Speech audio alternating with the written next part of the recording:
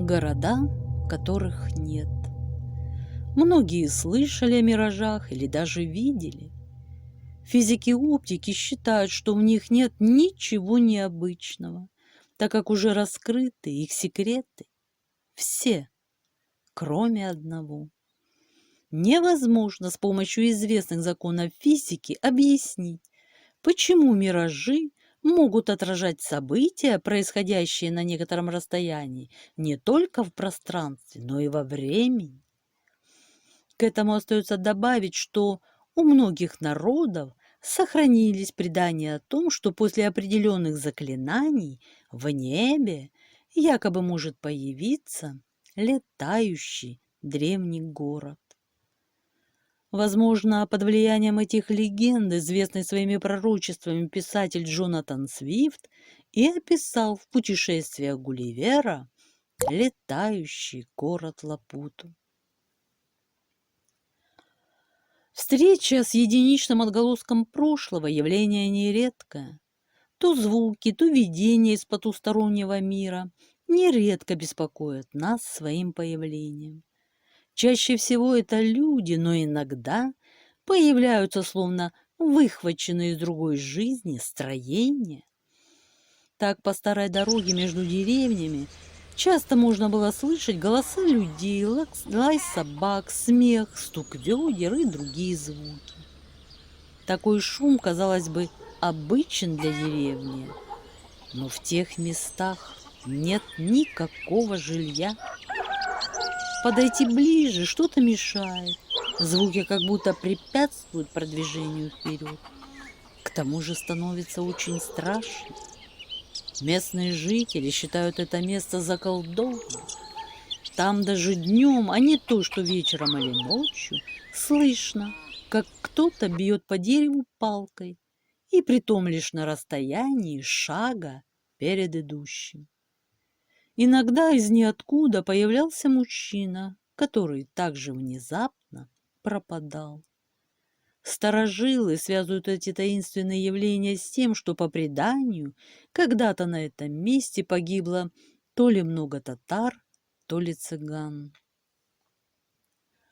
Возможно, эти пришедшие из прошлого видения и считали бы какой-то разновидностью обычных миражей, если бы их иногда не удавалось бы потрогать руками и даже пообщаться с ними. В книге «Духи и легенды Уилтширского края» сообщалось, как в 1930-х годах миссис Эдна Хеджес по пути к своей подруге попала в сильную грозу и вынуждена была постучаться в дверь одинокого, крытого соломой дома. Это случилось на пустынной дороге Эрман-стрит, Англия. В дом с темными низкими потолками ее впустил странный, высокий, широкоплечий, молчаливый и постоянно улыбающийся старик. Больше всего женщину поразила удивительная тишина, царившая в доме. Его стены словно отсекали даже звуки разыгравшейся за окном стихии. И огонь в жарко горящем камине потрескивал молча. Через какое-то мгновение миссис Хеджес внезапно вновь оказалась на дороге. К подруге той же дорогой в то же время приехали вымокшие до нитки приятели, которые сказали, что дом у дороги необитаем уже лет 50. Действительно, вскоре после происшествия сама Эдна нашла на этом месте развалившуюся необитаемую развалюху с заброшенным садом. Во второй половине XX века в Хэтэре, Англия, прославился подобными же проказами одинокий домик в лесу. Местные жители, туристы и даже топографы очень часто замечали среди деревьев чудесный домик, возле которого сушится белье, а из трубы идет дым. Буквально на следующий день, а то и через 5 минут, на месте дома оторопевшие наблюдатели могли видеть лишь остатки давно разрушенного фундамента. Впрочем, местные жители были убеждены, что дом этот — лишь призрак разрушенного в незапамятные времена строения. Джордж Рассел, близкий друг известного поэта Йейтса, столкнулся с аналогичным явлением в том момент, когда случайно оказался среди развалин старой часовни. По его словам, часовня внезапно приобрела свой первоначальный вид, и он явственно разглядел даже происходившее в ней богослужение. Но на материализации отдельных строений мистика не заканчивается. В 1960-х годах на Гаити известный биолог и писатель Сандерсон, по его собственному утверждению, он об этом рассказал в новелле «Еще кое-что», побывал на улице средневекового французского города. Когда автомобиль завяз в луже, он, его жена и помощник пошли по темному высокогорному плато пешком. Неожиданно, подняв глаза, писатель совершенно явственно увидел при ярко заблестевшей луне тени, которые отбрасывали трехэтажные особняки различной архитектуры, стоявшие по обе стороны от дороги. Их верхние этажи нависали над грязной и мокрой булыжной мостовой. Жена тоже увидела эту картину, она сразу же об этом рассказала. Однако, как только второй мужчина осветил улицу зажигалкой, все исчезло без следа. Обсудив произошедшее, писатель и его жена высказали предположение, что они каким-то образом попали в Старый Париж. Повезло и Лауре Джин Дэниелс из Мичигана, США. В 1973 году майским теплым вечером она возвращалась домой по обычной пустынной улице. Девушка лишь взглянула на секунду на луну, опустила глаза и не узнала города. Вместо мостовой и тротуара возникла булыжная улочка и какой-то домик с соломенной крышей. Пахло розами и резедой. В садике перед домом сидели мужчина и женщина. Одежды их были крайне старомодными. Из-за калитки выбежала и принялась лаять на Лауру маленькая собачонка. Мужчина попытался ее успокоить, однако пес не унимался. Невольная путешественница во времени схватилась за деревянную калитку рукой, и старый дом пропал. Но несколько мгновений у девушки оставалось ощущение, что рука по-прежнему сжимает шероховатую доску. Так, 10 августа 1901 года две молодые женщины, Энни Моберли и Элеонор Джордан, прогуливаясь по садам Малого Трианона, Версаль, Франция, неожиданно для себя заметили необычную перемену в окружающей обстановке и принялись с удивлением разглядывать людей и ландшафт. Перед ними была другая историческая эпоха. При этом одна из женщин почувствовала себя как во сне. Состояние дремоты было угнетающим. Девушки дважды обращались к прохожим с расспросами, но те попросту не поняли волнения заблудившихся дам. И тогда путешественницы обратили внимание на то, что все окружающие одеты в костюмы времен Марии Антуанетты. Позже, после столь же чудесного и непонятного их возвращения в родной XX век, историки по описаниям уточнили наблюдаемое девушками время, период с 1770 по 1774 год.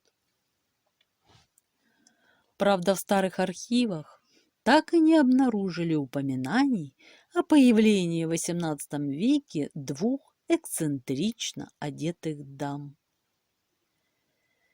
Иногда люди имеют возможность лицезреть на небе целые города.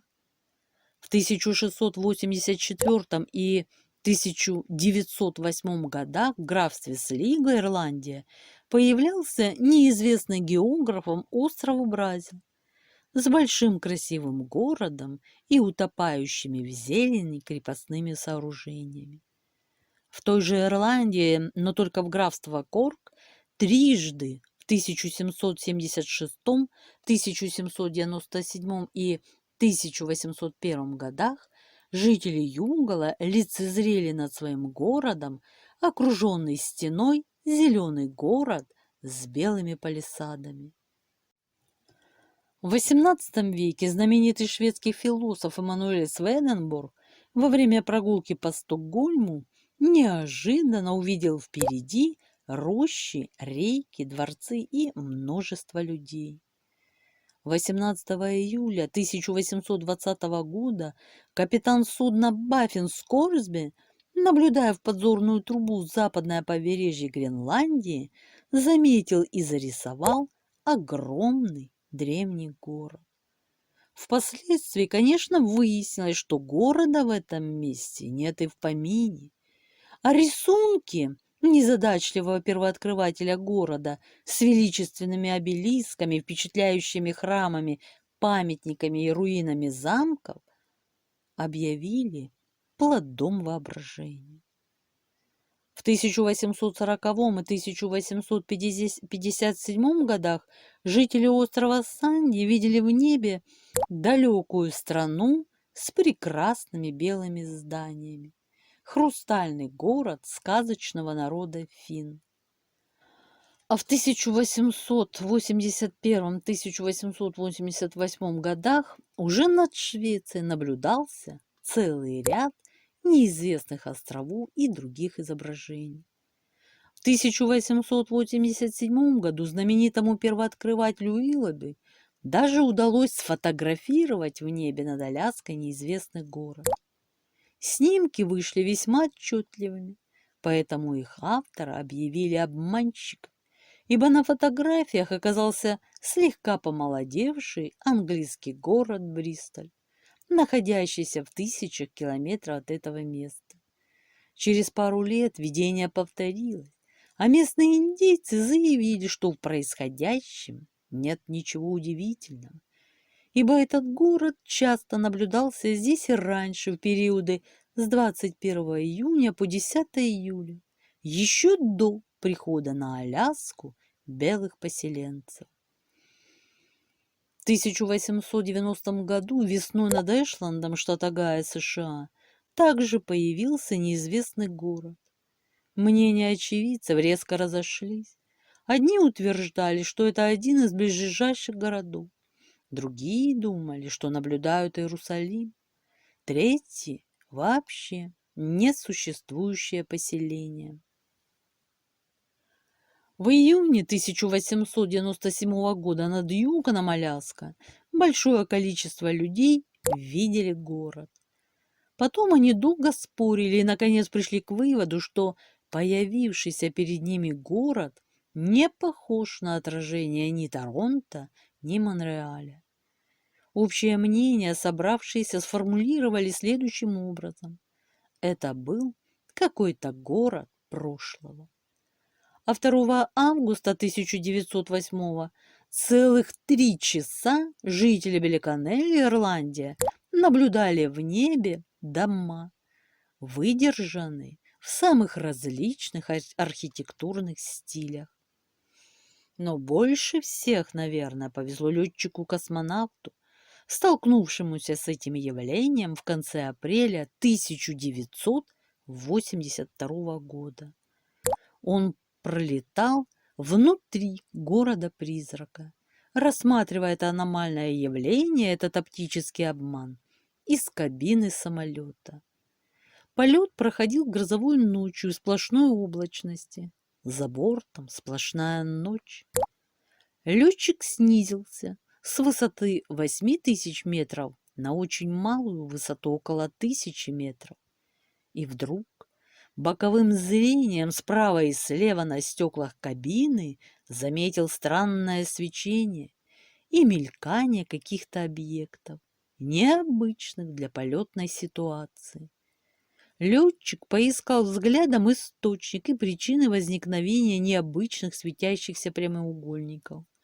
И тут впереди, как бы из бесконечности, возникли светящиеся точки, постепенно вырастающие в прямоугольники, по нескольку рядов слева и справа по полету, как будто мчишься по городу на уровне 5-го или 10-го этажа высоченных этажей 20-30 домов,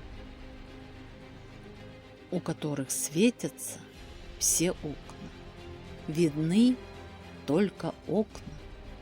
И проплывают они со скоростью очень быстро мчащегося автомобиля, около 150 км в час, что существенно медленнее, чем реально движется в воздушном пространстве самолет 800 км в час, исчезая из бокового поля зрения.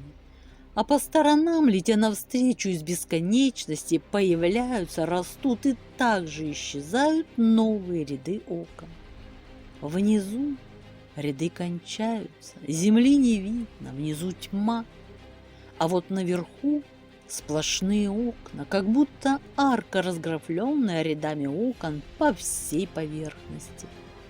Это туннель, вся внутренняя видимая поверхность которого как движущаяся и растущая система окон. Так длилось минут 5 или 10. Полнейшая иллюзия ночного города. Даже при небольших поворотах ничего не менялось. Туннель все равно оставался строго по курсу. И только когда летчик немного увеличил скорость, буквально за несколько секунд все исчезло. Город-призрак пропал, вокруг черное небо. Летчик вновь уменьшил скорость и вновь попал в тот же город-туннель с аркой над головой.